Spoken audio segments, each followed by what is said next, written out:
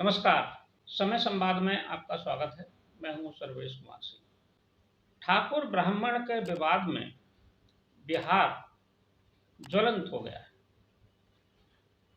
और इतना ज्वलंत हो गया है कि ठाकुर बहुत आक्रोश में है।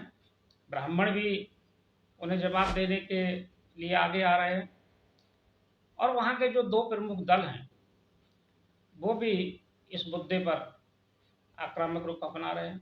इसमें एक तो राष्ट्रीय जनता दल है जो लालू प्रसाद यादव का है, जिनकी पार्टी के राज्यसभा सदस्य मनोज झा ने ठाकुर का कुआ कविता सुनाई। और दूसरा जनता दल यूनाइटेड है, जनता दल यू है। उसके कई नेता ठाकुरों के पक्ष में बोले हैं, लेकिन उसके जो प्रमुख नेता हैं नीतीश कुमार, उन्होंने इस पर चुप्पी साधी हुई है और उन्होंने अपने प्रवक्ताओं से भी कहा है कि इस मामले पर मौन रहना है, कुछ नहीं बोलना। यानी कि वो किसी पक्ष में नहीं जाना चाहते, लेकिन वो मनोज झा के भी साथ नहीं है, जबकि राष्ट्रीय जनता दल खुलकर मनोज झा के पक्ष में। भारतीय जनता पार्टी के कई नेताओं ने, जो ठाकुर नेता हैं, उन्होंने मनोज झा का खुला विरोध किया। अब बिहार में ये ठाकुर ब्राह्मण का एक नया मोर्चा खुल गया। पहले ये माना जाता था कि बिहार में अगड़ों और पिछड़ों की लड़ाई थी और उसी आधार पर पिछड़े लाभ कमा रहे थे, लाभ ले रहे थे, सरकारों में थे, मुख्यमंत्री थे। अब अगड़े ही आपस में लड़ने लगे और ये 2024 के चुनाव को बहुत ज्यादा प्रभावित करेगा। ब्राह्मण और ठाकुर जब आपस में लड़ेंगे तो फिर वहां बहुत नुकसान होगा इनका आपस में दोनों का, और फायदा किसे होगा ये सब जानते हैं। ये महत्वपूर्ण नहीं है कि बिहार में क्या होगा, महत्वपूर्ण ये है कि जिस राज्य में सर्वाधिक लोकसभा की सीटें हैं 80, वह है उत्तर प्रदेश। ये ठाकुर ब्राह्मण की जो लपट है बिहार से, वो पड़ोसी राज्य उत्तर प्रदेश में ना आ जाए कहीं। अगर उत्तर प्रदेश में आई, हालांकि उत्तर प्रदेश अब यह छूता है, उत्तर प्रदेश के किसी भी नेता ने, ना ठाकुर ने ना ब्राह्मण, इस पर कोई प्रतिक्रिया नहीं दी। अगर उत्तर प्रदेश में आई तो ये बहुत गंभीर राजनीतिक परिणाम देगी, और किसके लिए देगी और किसको नुकसान पहुंचाएगी इस पर भी चर्चा कर लेते हैं। ठाकुर ब्राह्मण की लड़ाई अगर ये आगे बढ़ी और उत्तर प्रदेश इसका केंद्र बना या उत्तर प्रदेश तक आई तो भारतीय जनता पार्टी को इससे बड़ा नुकसान होगा, क्योंकि ठाकुर और ब्राह्मण दोनों उत्तर प्रदेश में भारतीय जनता पार्टी के साथ है, उसके समर्थक है। अधिकांशतः बहुसंख्या में ठाकुर ब्राह्मण भाजपा के साथ है। और अगर ये यहाँ भी अगर विवाद बढ़ा तो बहुत नुकसान होगा, और कहीं अगर ये और आगे बढ़ा, राजस्थान तक गया, मध्य प्रदेश तक गया, तो हो सकता है कि विधानसभा के चुनाव प्रभावित कर दे।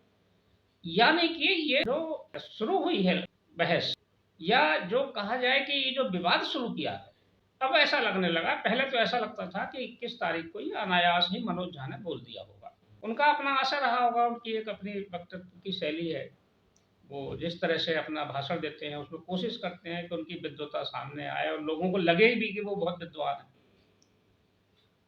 और ये बात भी सही है कि उन्होंने ये जो ठाकुर का कुआं वाली कविता पढ़ी है बगैर संदर्भ के पढ़ी।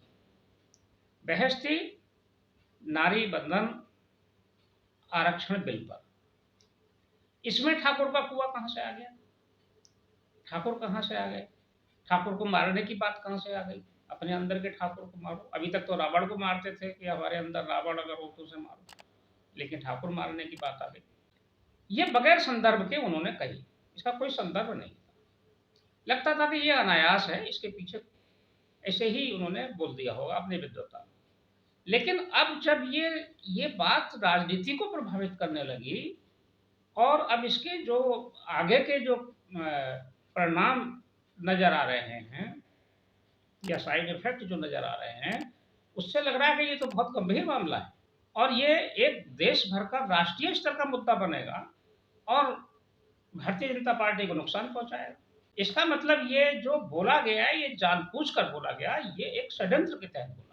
अब ऐसा लगता है कि मनोज झा ने ये बात अनायास नहीं बोली, जानबूझकर बोली, सोच समझकर बोली, और इसलिए बोली कि ये मुद्दा बने, इस पर बहस हो, इस पर अगले लड़े, आपस में ब्राह्मण और ठाकुर लड़ जाए। ये साजिश है।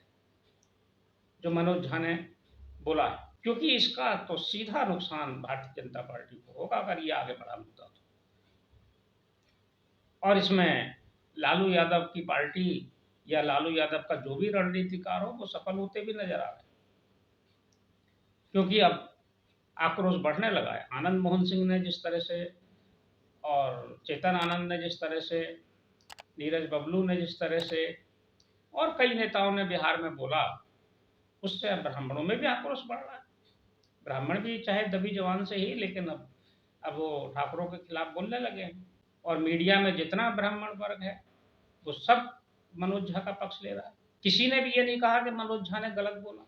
किसी ने ये सवाल नहीं पूछा कि मनोज झा ने बगैर संदर्भ के ठाकुर का कुआ क्यों ले आए। वो महिला आरक्षण पर बोलते, महिला आरक्षण पर अपनी पार्टी का पक्ष रखते कि उनको ओबीसी आरक्षण चाहिए, महिला आरक्षण के अंदर आरक्षण चाहिए, लेकिन वो व्यवस्था परिवर्तन और ठाकुर का कुआं और ओम प्रकाश वाल्मीकि को ले आए।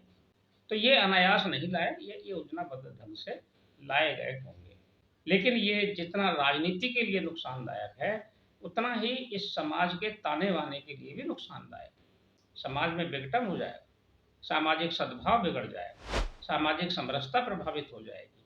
और अगर ये सब हुआ तो ये राष्ट्र के लिए नुकसान होगा, राष्ट्रीय अहित हो जाएगा इसमें। इसलिए इस विवाद को जितनी जल्दी रोका जाए उतना ही अच्छा है। इस पर ज़्यादा अच्छा हो कि मनोज झा अपनी तरफ से कुछ स्पष्टीकरण दें और जो ठाकुर नेता भी इस पर आक्रोश व्यक्त कर रहे हैं वो भी शांत हों और ये माने कि समय के साथ हर एक के साथ न्याय होता है। ये उन बोलने वालों के साथ भी होगा। और जिस कवि ने लिखा है अब उसकी भी आलोचना होने लगी है। कवि तो कवि है, कवि को तो अभिव्यक्ति है। जैसे पत्रकारों को अभिव्यक्ति का अधिकार है, वैसे कवियों को भी अभिव्यक्ति का अधिकार है। ठीक है, उन्होंने अपना दर्द बयां किया, लेकिन संदर्भ में, जिस संदर्भ में वो लेकर आ गए मनोज झा, वो गैर प्रासंगिक था। उसका वहां उल्लेख करना उचित नहीं था। समय संवाद में आज बस इतना ही। कल फिर मिलेंगे किसी एक खास विषय के साथ। तब तक के लिए मैं सर्वेश कुमार सिंह आपसे विदा लेता हूँ। नमस्कार।